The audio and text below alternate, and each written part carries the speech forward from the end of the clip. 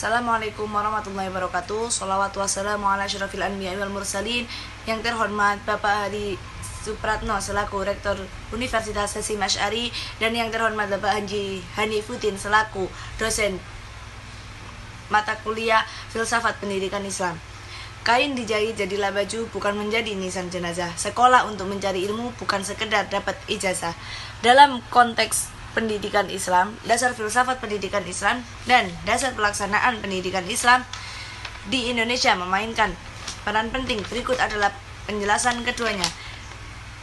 Dasar filsafat pendidikan Islam didasarkan pada ajaran yang Islam yang terkandung dalam Al-Quran dan hadis. Prinsip-prinsipnya bertujuan membentuk insan kamil atau manusia sempurna yang selaras dengan kehendak Allah. Beberapa dasar filsafat ini meliputi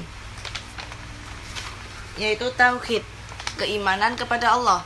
Pendidikan Islam bertujuan memperkuat keyakinan kepada Allah sebagai Sang Pencipta. Semua aspek pendidikan diarahkan untuk menyadari dan mengakui keberadaan serta kekuasaan Allah.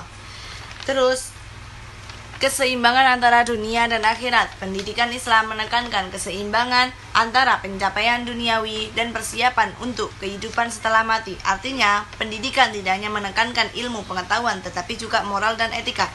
Yang kedua yaitu pembentukan akhlak mulia. Pembentukan akhlak mulia. Islam menekankan pentingnya akhlak mulia dan adab dalam pendidikan. Setiap individu diajarkan nilai-nilai kebaikan seperti kejujuran, kebenaran, dan tanggung jawab.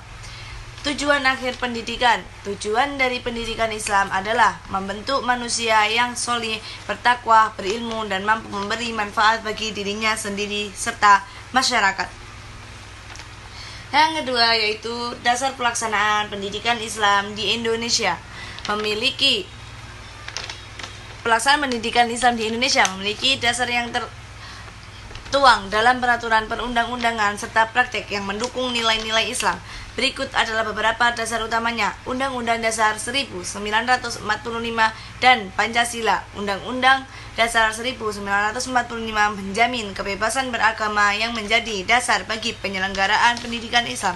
Pancasila sebagai ideologi bangsa Indonesia juga mengakui ketuhanan yang Maha Esa yang mendukung keberadaan pendidikan agama termasuk pendidikan Islam.